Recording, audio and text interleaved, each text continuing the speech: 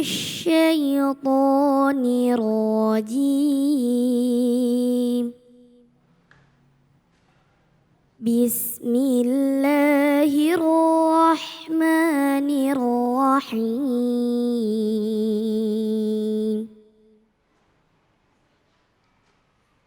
يا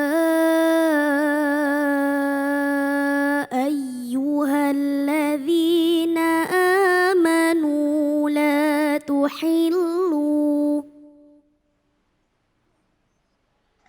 لا تحلوا شعائر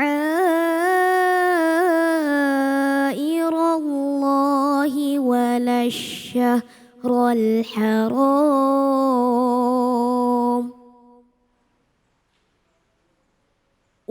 الشهر الحرام ولا الهدي ولا القلائد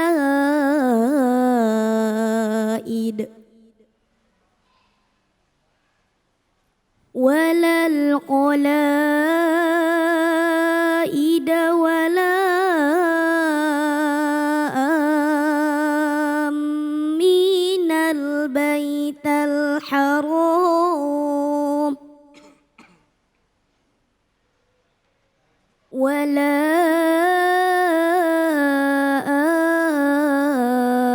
آمين البيت الحرام يبتغون فضلا من ربهم ورضوانا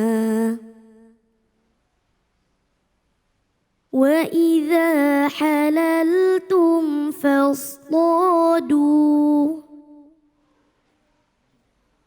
ولا يجرمنكم شنآن قوم أن صدوكم عن المسجد الحرام أن تعتدوا وتعاونوا على البر والتقوى ولا تعاونوا على الإثم والعدوان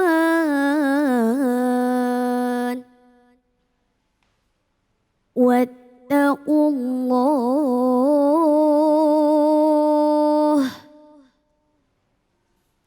إن الله شديد العقاب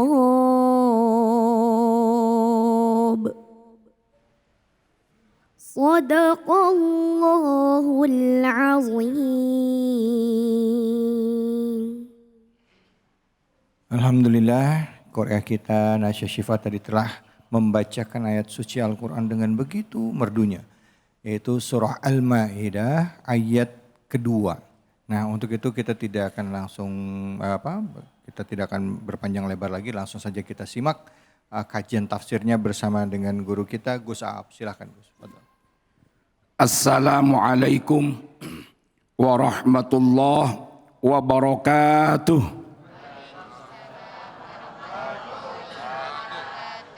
Ini mak-mak jawabannya kok lemes kayak orang puasa.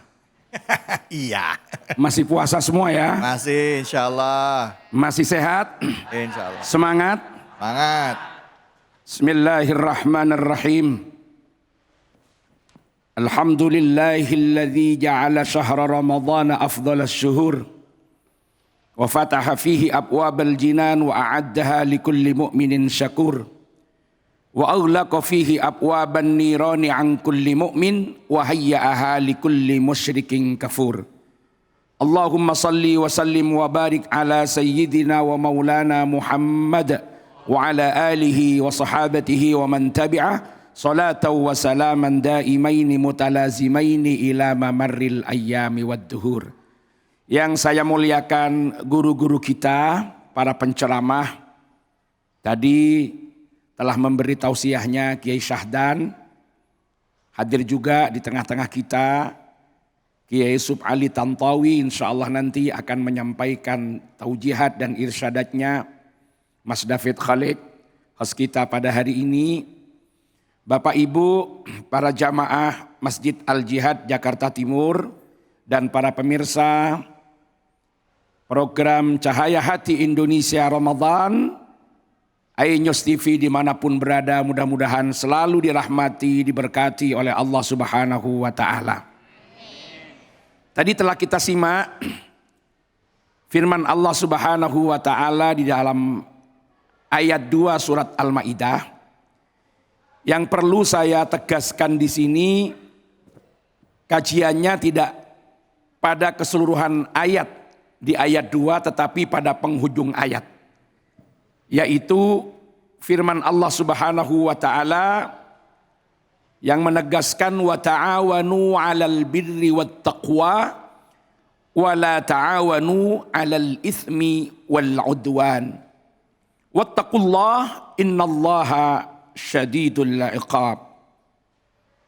Al-Imam Abul Fida Ismail Ibnu Katsir di dalam Tafsirul Qur'anil Azim menegaskan bahwasanya di dalam ayat ini ya'muru ta'ala ibadahul mu'minin bil mu'awanati ala fi'lil khairat wa huwa al birru wa tarkil munkarat wa huwa at-taqwa wa yanhahum 'anit tanasuri 'alal batili wat ta'awun 'alal ma'athim wal maharim. Pada ayat ini Allah Subhanahu wa Ta'ala memerintahkan kita semua, memerintahkan yang merasa hamba-hamba Allah Subhanahu wa Ta'ala untuk selalu tolong menolong atas kebajikan. Tolong menolong agar supaya saudara-saudara kita bisa selalu dalam kebaikan, mampu untuk mempersembahkan kebaikan dalam kehidupan umat. Apa bentuk daripada al-khairat atau al-birru wat taqwa? Bentuknya adalah bisa dengan infak dan sedekah, yang dengan infak dan sedekah saudara-saudara kita mudah melakukan kebaikan. Contohnya membantu para talibil ilm, para pencari ilmu, agar ia bisa mendapatkan kesempatan mencari ilmu karena bantuan kita, baik berupa materi atau kemudahan-kemudahan yang bisa kita persembahkan kepada mereka. Membantu saudara-saudara kita yang akan melaksanakan Qiyamu Ramadan, agar supaya ketika Qiyamu Ramadan di masjid pada malam hari tidak perlu pulang untuk sahur karena sahurnya kita sediakan. Ini masuk juga at-ta'awun 'alal birri wat taqwa. Membantu saudara-saudara kita yang sedang melakukan kajian sore menjelang berbuka puasa agar tidak kerepotan dengan buka puasanya, disiapkan takjil, disiapkan buka puasa, atau memudahkan transportasinya agar dia datang ke majelis-majelis taklim. Ini bagian daripada at-ta'awun 'alal birri wat taqwa. Artinya segala bentuk kegiatan yang dapat memudahkan orang lain di dalam mengerjakan segenap kebajikan. Yang seandainya kita tidak mengulurkan tangan untuk memberi bantuan, belum tentu kebajikan itu dapat terwujud atau bisa terwujud, tetapi banyak hambatan dan kesulitan-kesulitan yang dialaminya. Ini bentuk daripada al-bir wat taqwa. Di bulan Ramadan ini banyak kesempatan kita untuk melakukan at-ta'awun 'alal birri wat taqwa. Di mana umumnya umat Islam di seluruh dunia pada bulan Ramadan, bulan yang penuh maghfirah Allah, bulan yang penuh dengan rahmat Allah, mereka akan banyak melakukan kebaikan-kebaikan. Mereka akan banyak melakukan ibadah sebagai manifestasi daripada ikhtiar mendapatkan kesalehan ritual, individual, kesalehan sosial, dan kesalehan natural. Maka kita bisa ambil bagian untuk kita menolong atau membantu terhadap mereka. Karena barang siapa yang membantu saudaranya untuk melakukan kebaikan, kemudian karena bantuannya kebaikan itu terwujud, maka dia akan dapat pahala dari kebaikan yang dikerjakan oleh saudaranya tanpa sedikit pun berkurang dari pahala yang mengerjakannya. Demikian pula ayat ini melarang kita untuk at-ta'awun 'alal ismi wal udwan. Apa yang dimaksud 'alal ismi wal udwan? Di sini ditegaskan dalam tafsirnya adalah 'alal ma'asim wal maharim. Al-ismu ma amarallah bi fi'li wal udwan mujawazatu ma haddallahu fi dinikum wa mujawazatu ma faradallahu alaikum fi anfusikum. Jadi al-ismu adalah tarku ma amarallah bi fi'lihi. Meninggalkan apa-apa yang oleh Allah diperintahkan untuk dikerjakan. Atau mengerjakan sesuatu yang dilarang oleh Allah Subhanahu wa ta'ala. Jadi ini masuk alal ismi wal udwan. Kita memberi fasilitas yang dengan fasilitas itu kemudian orang melakukan kemaksiatan. Makanya hati-hati di bulan Ramadan, ibu-ibu jangan sampai yang punya warung itu memberi layanan jual makanan kepada orang yang memang diwajibkan untuk puasa. Tapi kalau orang tersebut tidak wajib puasa, misalkan buka warung ada di terminal dan panjenengan mampu untuk kemudian ngecek apa kira-kira yang mau beli itu betul-betul musafir yang telah memenuhi persyaratan menempuh jarak tertentu sehingga boleh untuk tidak puasa, maka itu boleh karena ia punya hak untuk tidak puasa. Artinya ada uzur alladzi yubihu lil iftar, memperbolehkan untuk tidak puasa.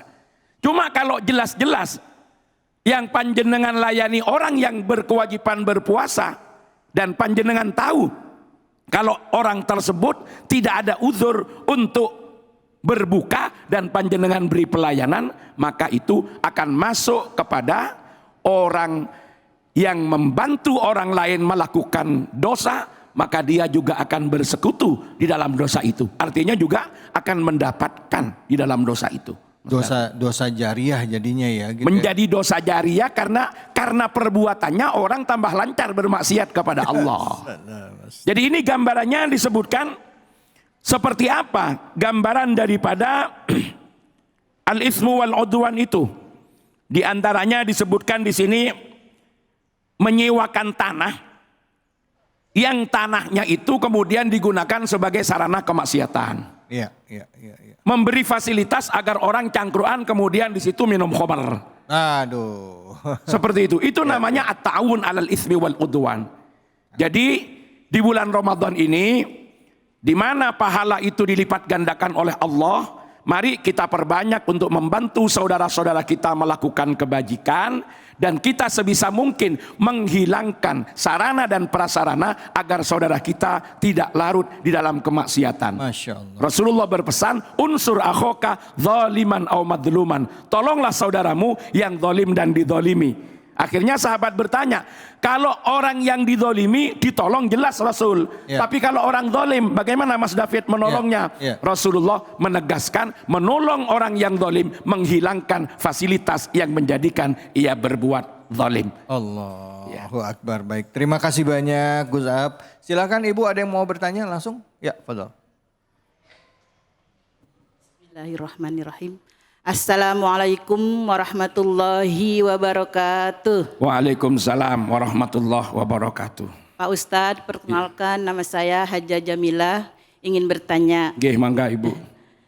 Bagaimanakah pandangan Islam jika kita tidak memberikan pertolongan pada seseorang dengan niatan mendidik agar ia tidak selalu minta-minta atau tidak berpangku tangan gitu Ustadz. Terima kasih. Assalamualaikum warahmatullahi wabarakatuh. Waalaikumsalam warahmatullahi wabarakatuh. Pertanyaan yang sangat baik sekali karena fenomena ini banyak terjadi di hadapan kita, Ibu Hajjah Jamilah.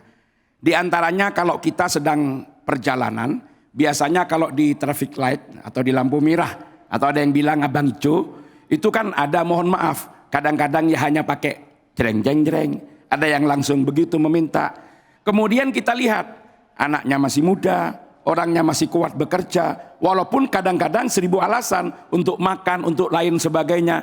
Maka kalau kita membantunya, kemudian menjadikan orang tersebut justru terlena dengan cara seperti itu, sebetulnya ia meminta itu sudah bukan karena kedaruratan, bukan karena kebutuhan, tetapi sudah menjadi profesi. Ini udah banyak penelitian kayak gitu. Sudah jadi profesi. Kalau itu sebetulnya yang terbaik bagi kita tidak memberinya. Kalau perlu dikasih tulisan di situ, jangan memberi pengamen yang memang bukan pada saatnya dia untuk mendapatkan bantuan. Kalau memang ada saudara kita yang membutuhkan dan itu kondisinya darurat, maka biasanya pemerintah yang akan nekel itu untuk tanggung jawab tersebut. Apalagi mohon maaf, sudah kelihatan bertato, sudah kelihatan kemudian tampilannya begini. Jangan-jangan kalau kita kasih uang, kemudian uangnya buat minum khamr, uangnya buat berjudi, justru kita masuk kepada larangan ayat Al-Quran, wala ta'awanu alal itsmi wal udwan. Justru ketika kita membantu mereka untuk melakukan kemaksiatan kepada Allah Subhanahu wa taala. Jadi pertanyaan Ibu Jamilah, harus kita lakukan itu agar supaya memberikan efek jerah dan mereka tidak meminta sebagai profesi, kecuali memang orang-orang yang betul-betul membutuhkannya. Ini yang bisa saya sampaikan. Mudah-mudahan ada manfaat dan barokahnya. Mudah-mudahan ibadah Ramadan kita diterima oleh Allah Subhanahu wa taala. Kurang lebihnya mohon maaf. Hadanallahu wa iyyakum ajmain. Wallahul muwaffiq ila aqwamit thoriq. Wassalamu alaikum warahmatullahi wabarakatuh. Waalaikumsalam warahmatullahi wabarakatuh. Terima kasih banyak Kiai Abdullah Samsul Arifin. Gus Ab, terima kasih banyak atas ilmunya. Ibu Jamilah, terima kasih pertanyaannya. Langsung saja kita jeda dulu hanya di sini di Cahaya Hati Indonesia.